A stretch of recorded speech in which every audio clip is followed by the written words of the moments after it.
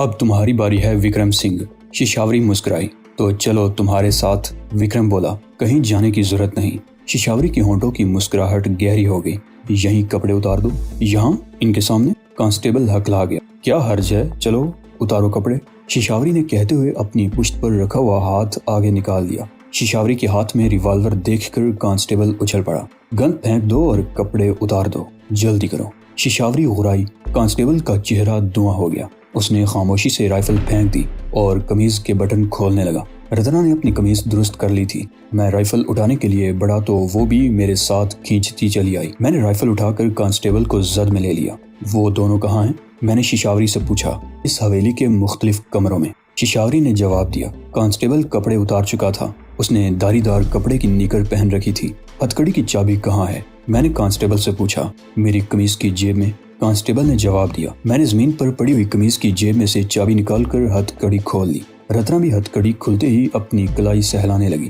ہم کانسٹیبل کو لے کر اس کمرے میں آ گئے جہاں سب انسپکٹر وشپ ناتھ بے ہوش پڑا تھا۔ قریب ہی ششاوری کی گلابی ساڑی بھی پڑی ہوئی تھی۔ یہ حرامی 1 گھنٹے سے پہلے ہوش میں نہیں آئے گا، ششاوری نے میری طرف دیکھتے ہوئے کہا۔ تم اس کے کپڑے اتار کر پہن لو، اور رتنا تم پہلے کمرے میں جا کر اس کانسٹیبل کی وردی پہن لو جو اس نے اتاری ہے۔ میں اس کا خیال رکھتی ہوں۔ رتنا فوراً ہی دوسرے کمرے میں چلی گئی۔ میں نے کمرے میں داخل ہو کر سب انسپکٹر کو گھسیٹ کر آڑ میں کیا اور اس کی وردی اتارنے لگا۔ تقریباً 10-15 منٹ بعد میں سب انسپکٹر کی وردی پہن کر باہر آ چکا تھا۔ اس طرف دوسرے کھنڈر ہیں، ششاوری نے جواب دیا۔ تم اسے دیکھو، میں اس کی وردی پہن کر آتی ہوں۔ ششاوری پچھلی طرف کے کھنڈر کی طرف چلی گئی اور پھر 10 منٹ بعد ہم تینوں پولیس کی وردیوں میں کانسٹیبل وکرم سنگھ کے سامنے کھڑے تھے۔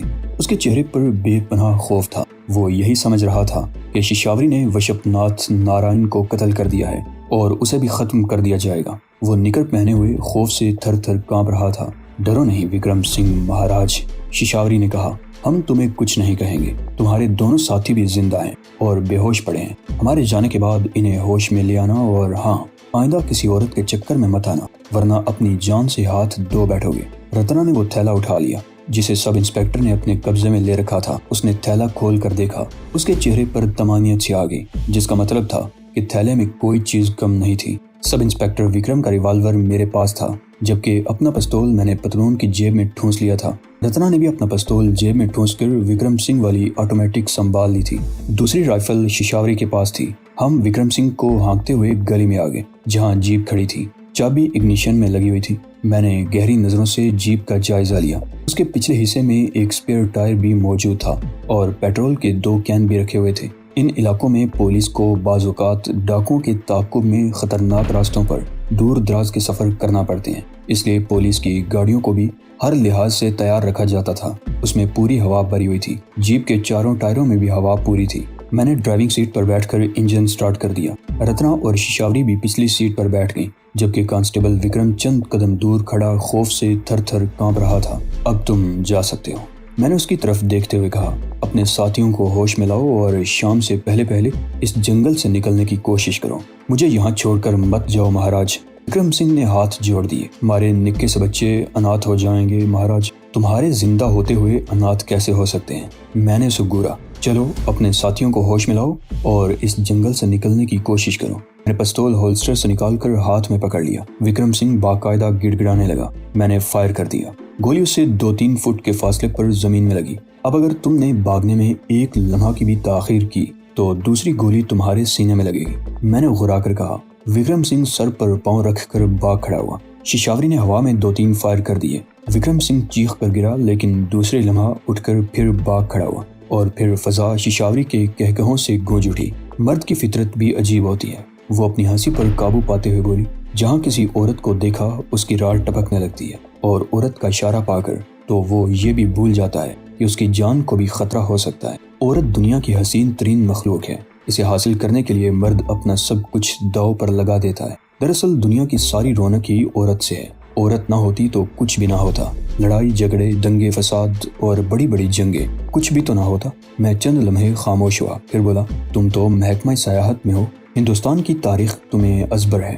ہندوستان خصوصاً راجستھان میں جتنی جنگیں ہوئیں ان میں عورت کا عمل دخل رہا ہے۔ 700 سال پہلے ایک عورت ہی کے لیے علاؤالدین خلجی نے جتوڑ کی اینٹ سے اینٹ بجا دی تھی۔ رانی پدمنی واقعی اتنی حسین تھی کہ اس کے لیے پوری دنیا کو تباہ کیا جا سکتا تھا، لیکن عورت تو پیار کیے جانے کے قابل ہے، روندنے اور پامال کرنے کے لیے نہیں۔ ششاوری نے کہا، ہاں، یہ مرد کی اپنی اپنی فطرت ہے کہ وہ عورت کو کس طرح رکھتا ہے۔ مجھ سے اگر کوئی شکایت ہو تو بند کرو بکواس۔ ششاوری نے غراتے ہوئے میری بات کاٹ دی۔ اس مرتبہ رتنا نے ایک بھرپور کہکہا لگایا تھا۔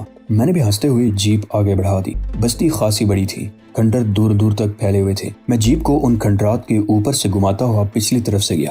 میرے خیال میں جنگل سے باہر نکلنے کا راستہ اسی طرف سے ہونا چاہیے۔ عین دوپہر کا وقت تھا، دھوپ خاصی تیز تھی۔ کھلی جیپ پر دھوپ سے بچاؤ کا کوئی ذریعہ نہیں تھا، لیکن چند منٹ بعد ہم جنگل میں داخل ہو گئے۔ جنگل میں سفر کرتے ہوئے یہ ہمارا دوسرا دن تھا اور اچھا خاصا تجربہ بھی ہو چکا تھا۔ درختوں میں اگرچہ دھوپ نہیں پہنچ رہی تھی، لیکن گھٹن زیادہ تھی۔ ششاوری پچھلی سیٹ سے اٹھ کر میرے ساتھ والی سیٹ پر آ گئی۔ اس نے قمیص کے بٹن کھول دیے تھے۔ تمہیں زیادہ گرمی لگ رہی ہے؟ میں نے کہا۔ تم اپنے دھیان سے جیپ چلاتے رہو، رتنا نے تنگ آ کر جواب دیا۔ ادھر ادھر یا پیچھے دیکھنے کی ضرورت نہیں، سمجھے؟ سمجھ گیا، میں نے سیٹ پر پہلو بدلتے ہوئے کہا۔ لیکن یہ جو کچھ ہو رہا ہے اس کی ذمہ داری مجھ پر عائد نہیں ہوتی۔ یہ سب ششاوری کا کیا درا ہے۔ نہ یہ راستہ بھولتی اور نہ ہمیں یہ مصیبت اٹھانی پڑتی۔ اس میں میرا بھی کوئی قصور نہیں ہے، ششاوری نے جٹ سے جواب دیا۔ میں 2-3 مرتبہ سارسکا تک آئی ہوں، زیادہ سے زیادہ الوری سلرتھ تک گئی ہوں۔ اس جنگل کی طرف سے تو کبھی نہیں آئی۔ اگر ہم سیدھے راستے پر چل پڑتے تو زیادہ سے زیادہ 2-3 گھنٹوں میں اس جنگل سے نکل کر کوٹ پتلی پہنچ جاتے، لیکن ہمیں اس جنگل میں بھٹکتے ہوئے دوسرا دن ہے اور ہمیں راستہ نہیں مل رہا، میں نے کہا۔ ششاوری نے اس مرتبہ کوئی جواب نہیں دیا۔ ہم جیسے آگے بڑھ رہے تھے، درخت زیادہ گنجان ہوتے جا رہے تھے۔ بعض درختوں کی شاخیں نیچے تک جھکی ہوئی تھی، جھاڑیاں بھی بہت گنجان اور کانٹے دار تھیں۔ مجھے یہ بھی اندیشہ تھا کہ جیپ کا کوئی ٹائر برسٹ نہ ہو جائے۔ ہم نے صبح ناریل کا ایک ایک ٹکڑا کھایا تھا اور اس وقت بھوک سے پیٹ میں اینٹھن سی ہو رہی تھی۔ وہ دونوں بھی بے چینی کا اظہار کر رہی تھی، مگر منہ سے کسی نے شکایت نہیں کی تھی۔ آدھا گھنٹہ مزید گزر گیا۔ اب درخت کچھ چھدرے ہونے لگے تھے۔ پچھلی سیٹ پر بیٹھی ہوئی رتنا اچانک ہی چیخ اٹھی، اے روکو روکو، جیپ روکو۔ میں نے ایک دم بریک پیڈل پر پیر کا دباؤ ڈال دیا۔ رتنا کے اس طرح چیخنے پر میں کچھ بدحواس بھی ہو گیا تھا۔ کیا ہوا؟ میں نے پیچھے مڑ کر دیکھا۔ وہ دیکھو، رتنا نے ایک درخت کی طرف اشارہ کیا۔ وہ درخت پھلوں سے لدا ہوا ہے۔ وہ درخت قدرے بائیں طرف تھا۔ اسے دیکھ کر میری بھی آنکھیں چمک اٹھی۔ میں جیپ کو ریورس کر کے اس درخت کے نیچے لے گیا۔ وہ بیر ہی تھے، سیب کی طرح بڑے اور پکے ہوئے۔ ہم نے جیپ پر کھڑے ہو کر بہت سے بیر توڑ دیے۔ میں نے اپنی سیٹ پر بیٹھ کر جیپ پھر آگے بڑھا دی۔ وہ دونوں کچر کچر بیر کھا رہی تھی۔ ایک بیر میرے ہاتھ میں بھی تھا، جسے سیب کی طرح دانتوں سے کاٹ کاٹ کر کھا رہا تھا۔ واقعی بہت میٹھے اور خوش ذائقہ بیر تھے۔ آدھا گھنٹہ اور گزر گیا۔ درخت بتدریج چھدرے ہوتے جا رہے تھے اور پھر ہم کھلی جگہ پر نکل آئے۔ کچھ دور جانے کے بعد میں نے جیپ روک لی۔ سامنے نشیب میں ایک جھیل نظر آ رہی تھی جو زیادہ بڑی نہیں تھی، لیکن ہمارے لیے خوشی کی بات یہ تھی کہ اس جھیل میں ایک کشتی بھی تیر رہی تھی جس پر 3 آدمی سوار تھے۔ وہ شاید ماہی گیر تھے اور مچھلیاں پکڑ رہے تھے۔ رتنا کے منہ سے بے اختیار گہرا سانس نکل گیا۔ آخر کار ہم جہنم سے نکل ہی آئے۔ اب تم لوگ اپنے جامے میں آ جاؤ، میں نے کہا۔ ہم پولیس والے ہیں اور ڈاکوں کا تعاقب کرتے ہوئے جنگل میں بھٹک کر اس طرف نکل آئے ہیں۔ یس سر، رتنا نے کہا۔ میں نے مڑ کر اس کی طرف دیکھا۔ وہ قمیص پہن رہی تھی۔ ششاوری نے بھی قمیص اتار رکھی تھی۔ اب وہ اپنے جامے میں آ گئی تھی۔ کشتی والوں نے بھی ہمیں دیکھ لیا تھا۔ میں کچھ دیر تک کشتی کی طرف دیکھتا رہا، پھر جھیل کے دوسرے کنارے کی طرف دیکھنے لگا۔ وہاں بھی درختوں کے نیچے 2 عورتیں نظر آ رہی تھی۔ ان سے ذرا ہٹ کر ایک بیل گاڑی بھی دکھائی دے رہی تھی۔ میں نے جیپ کو آگے بڑھا دیا اور کنارے کے ساتھ ساتھ ہوتا ہوا جیپ کو درختوں کے اس جھنڈ کی طرف لے آیا جہاں بیل گاڑی کے قریب 2 عورتیں بیٹھی ہوئی تھی۔ ایک عورت کی گود میں شیرخوار بچہ جسے وہ دودھ پلا رہی تھی۔ ہمیں دیکھ کر بھی اس نے کچھ چھپانے کی کوشش نہیں کی تھی۔ وہ ادھیڑ عمر عورت تھی، جبکہ دوسری عورت جوان تھی۔ اس کی عمر 24-25 کے لگ بھگ رہی ہوگی۔ تانبے جیسی رنگت اور کسا ہوا بدن۔ اس نے پھولدار کپڑے کا گاگرا اور مختلف سی چولی پہن رکھی تھی۔ چولی کا کپڑا صرف آگے ہی تھا، پیچھے ڈوریاں تھیں۔ وہ دونوں الجھی ہوئی نظروں سے ہماری طرف دیکھ رہی تھی۔ بیل گاڑی کے قریب ہی کھجوروں کے پتوں سے بنے ہوئے 3-4 ٹوکرے رکھے ہوئے تھے جن میں مچھلیاں بھری ہوئی تھیں۔ جوان عورت جھیل کے کنارے پر جا کر اپنے مردوں کو آوازیں دینے لگی تھی۔ ویسے انہیں آوازیں دینے کی ضرورت نہیں تھی کیونکہ وہ کشتی اب کنارے کی طرف آ رہی تھی۔ جیپ روکنے کے بعد میں نے انجن بند کر دیا اور اسٹیئرنگ کے سامنے بیٹھا رہا۔ البتہ رتنا اور ششاوری نیچے اتر گئی اور اس عورت سے باتیں کرنے لگی جو آلتی پالتی مارے بچے کو دودھ پلا رہی تھی۔ اس دوران کشتی بھی کنارے پر آ گئی۔ ایک آدمی تو کشتی پر ہی بیٹھا رہا اور 2 آدمی اتر کر ہماری طرف آ گئے۔ میں بھی جیپ سے اتر آیا۔ وہ دونوں آدمی خوف زدہ نظر آ رہے تھے۔ قریب پہنچ کر ان دونوں نے ہاتھ جوڑ کر نمسکار کیا۔ تم لوگ کب سے یہاں ہو؟ میں نے باری باری ان کی طرف دیکھتے ہوئے پوچھا۔ ہم تو صبح سے یہاں مچھلیاں پکڑ رہے ہیں مہاراج، ادھیڑ عمر آدمی نے جواب دیا۔ کیا ہوا حکم؟ تم تو ادھر کا نہ ہی دکھو، ہم ڈاکوں کا سارسکا سے پیچھا کرتے ہوئے آ رہے ہیں، میں نے جواب دیا۔ وہ حرامی جنگل میں غائب ہو گئے۔ 3 آدمی ہیں، میں نے اطمینان سے سب انسپکٹر وشپ ناتھ اور دونوں کانسٹیبل کے حلیے بتا دیے۔ ان میں سے کسی کو ادھر دیکھا تو نہیں؟ نہیں حکم، اس شخص نے جواب دیا۔ اس کی آنکھوں میں الجھن سی تیر گئی تھی۔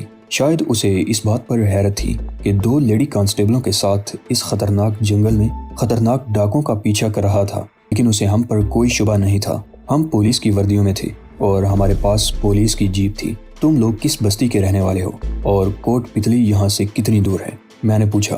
ہم بون پور کے رہنے والے ہیں حکم، یہ چھوٹی سی بستی یہاں سے 2 کوس دور ہے۔ کوٹ پتلی ہماری بستی سے 8 کوس کے فاصلے پر ہے۔ کیا تم یہ مچھلیاں اپنے گاؤں میں بیچتے ہو یا مچھلیاں ہم کوٹ پتلی لے جائیں گے سرکار؟ اس شخص نے جواب دیا۔ وہاں اچھے دام مل جاتے ہیں۔ اور کیا کام کرتے ہو تم؟ میں نے پوچھا۔ گاؤں کے آس پاس تھوڑی سی کھیتی باڑی ہے حکم، اس نے جواب دیا۔ میں گاؤں کا مکھیا بھی ہوں۔ یہ میری گھر والی ہے، اس نے بچے والی عورت کی طرف اشارہ کیا۔ یہ میری بہو ہے اور یہ میرا بیٹا جیت۔ اس طرف کوئی اور بھی پولیس والے آئے تھے کیا؟ میں نے پوچھا۔ نہیں حکم، مکھیا نے جواب دیا۔ تھانہ کوٹ پتلی میں ہے، ہمارے گاؤں میں پولیس کبھی نہیں آئی۔ چھوٹے موٹے جھگڑے ہوتے ہیں تو ان کا فیصلہ ہم خود ہی کر لیتے ہیں۔ ان مچھلیوں سے کتنا کما لیتے ہو؟ میں نے پوچھا۔ اس مرتبہ فصل اچھی نہیں ہوئی، کھیتی سے کچھ زیادہ امید نہیں، اس لیے یہاں سے مچھلیاں پکڑ کر کوٹ پتلی لے جا کر فروخت کر دیتے ہیں۔ اب عزت کی روٹی مل جاتی ہے حکم۔ میں چند لمحے خاموش رہا اور پھر مکھیا کو بازو سے پکڑ کر الگ لے گیا۔ دونوں عورتوں کے چہروں سے پریشانی عیاں تھی۔ میں تقریباً آدھے گھنٹے تک علیحدگی میں مکھیا سے باتیں کرتا رہا۔ مجھے مایوسی نہیں ہوئی۔ ہم جن ڈاکوں کا پیچھا کر رہے ہیں وہ بہت خطرناک ہیں، ہو سکتا ہے وہ اس طرف نکل آئیں یا کسی اور مقام پر جنگل سے نکل کر کوٹ پتلی کی طرف چلے جائیں۔ ہم اگر پولیس کی وردیوں میں ان کے تعاقب میں رہے تو انہیں فرار ہونے کا موقع مل جائے گا۔ اگر ہم بیس بدل لیں تو آسانی سے انہیں پکڑ سکتے ہیں۔ اور پھر میں نے جو منصوبہ بنایا ہے، مکھیا نے اس کی تائید کر دی۔ مکھیا کا ایک بھائی کوٹ پتلی میں تھا جہاں اس نے ایک چھوٹا سا ڈھابہ کھول رکھا تھا۔ مکھیا بیل گاڑی پر مچھلیاں لاد کر شام کو کوٹ پتلی کے لیے روانہ ہو جاتا تھا۔ وہاں 8-9 بجے کے قریب مچھلیوں کی منڈی لگتی تھی۔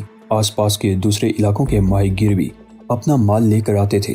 مکھیا اپنا مال ایک بیوپاری کے ہاتھ فروخت کر دیتا، کچھ دیر اپنے بھائی کے پاس رکتا اور پھر آدھی رات کے لگ بھگ اپنے گاؤں واپس آ جاتا۔ میں نے اسے ایک معقول رقم کی پیشکش کی تھی اور وہ خطرناک ڈاکوں کو پکڑوانے کے لیے ہماری مدد کرنے کو تیار ہو گیا تھا۔ مکھیا کا بیٹا اجیت بیل گاڑی تیار کرنے لگا۔ مکھیا نے دوسرے آدمی کے ساتھ کشتی کنارے پر کھینچ لی اور اس پر سے مچھلیوں کے ٹوکرے اور جال وغیرہ اتارنے لگے۔ مکھیا کی بیوی اور بہو بھی اپنا سامان سمیٹنے لگے۔ آدھے گھنٹے میں وہ بیل گاڑی پر روانہ ہو گئے۔ ہم تینوں وہیں کھڑے رہے اور جب مجھے یقین ہو گیا کہ بیل گاڑی کم از کم نصف میل دور جا چکی ہے تو میں جیپ سٹارٹ کر کے جھیل کے ایک اونچے کنارے پر لے آیا اور اس کا رخ جھیل کی طرف موڑ دیا۔ عین کنارے پر پہنچ کر میں نے جیپ سے چھلانگ لگا دی۔ وہاں سے جھیل کا عمودی کنارہ تقریباً 20 فٹ اونچا تھا۔ جیپ کلابازی کھاتی ہوئی زوردار چھپاکے سے پانی میں گری۔ وہاں جھیل کا پانی بھی بہت گہرا تھا۔ 5 منٹ بعد وہ جیپ پانی کی تہہ میں غائب ہو چکی تھی اور وہ دونوں آٹومیٹک رائفلیں بھی جیپ کے ساتھ ہی غرقاب ہو چکی تھی۔ ہمارے پاس ایک ریوالور اور 2 پستول تھے۔ ان رائفلوں کی ہمیں ضرورت نہیں تھی، یوں بھی انہیں اپنے پاس رکھنا خطرناک تھا۔ ہم تینوں اس طرف چل پڑے جس طرف بیل گاڑی گئی تھی۔ جھیل سے آگے درخت بتدریج چھدرے ہوتے چلے گئے اور پھر یہ سلسلہ بھی ختم ہو گیا۔ آگے اکا دکا درخت ہی تھے اور نشیب میں بہت دور کھیت نظر آ رہے تھے۔ ہم تینوں ایک پگڈنڈی پر چلتے رہے۔ وہ تھیلا اب بھی رتنا ہی کے پاس تھا جسے اس نے کندھے پر لٹکا رکھا تھا۔ میں نے اپنا پستول تو اپنے پاس ہی رکھا تھا، البتہ سب انسپیکٹر والا ریوالور ششاوری کو دے دیا تھا۔ اس نے پتلون کی جیب میں ڈال دیا تھا۔ مکھیا نے بتایا کہ اس کا گاؤں 2 کوس کے فاصلے پر ہے، لیکن میرے خیال میں وہ فاصلہ 1.5 کوس سے زیادہ نہیں تھا۔ وہ گاؤں زیادہ بڑا نہیں تھا۔ میرے خیال میں 150-200 کچے مکان ہوں گے، مگر ہمیں گاؤں تک جانے کی ضرورت پیش نہیں آئی۔ گاؤں سے کافی دور چند کمروں پر مشتمل ایک کچا مکان تھا جس کے ساتھ ہی پیپل کے 2-3 درخت تھے جن کے نیچے خشک گوبر پھیلا ہوا تھا۔ یہ مکھیا کی زمین تھی اور یہ ڈیرا بھی اس کا تھا۔ فصل کی بوائی یا کٹائی وغیرہ کے موقع پر کاشتکار دوپہر یہیں گزارتے تھے، مگر اب ڈیرا ویران پڑا تھا۔ مکھیا نے ہمیں یہیں رکنے کا کہا تھا۔ کمروں کے ارد گرد کوئی 4 دیواری نہیں تھی۔ میں نے ایک کمرے میں جھانک کر دیکھا اور اندر پڑی ہوئی ایک جلنگا سی چارپائی اٹھا کر باہر لے آیا۔ रत्ना और शिशावरी फौरन ही चारपाई पर ढेर हो गई। मुझे पट्टी पर ही जगह मिल सकी। यूं तो जब से राजस्थान आया था बड़े बड़े मार्कों से गुजर रहा था।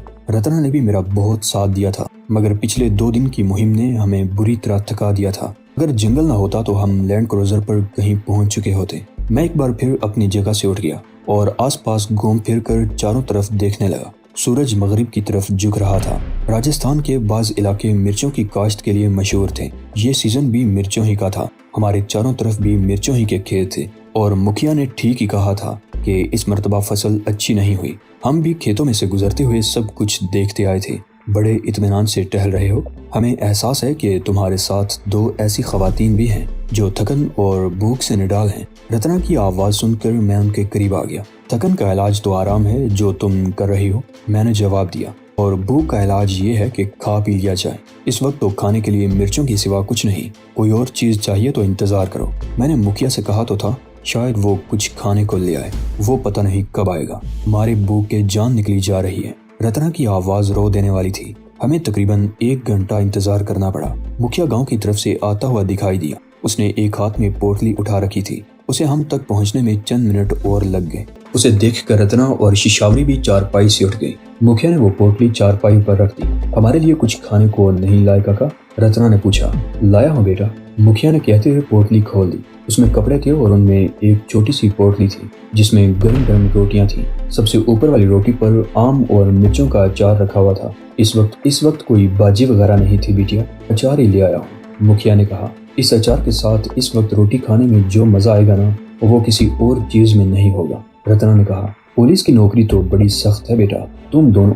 हाँ काका, रत्ना ने उसकी बात काट दी। पुलिस की नौकरी बहुत सख्त भी है और इसमें ऐश भी बहुत है। हाँ, ऐश भी बहुत है। पुलिस वाले तो बादशाह होते हैं, मुखिया ने कहा और फिर मेरी तरफ मुड़ गया।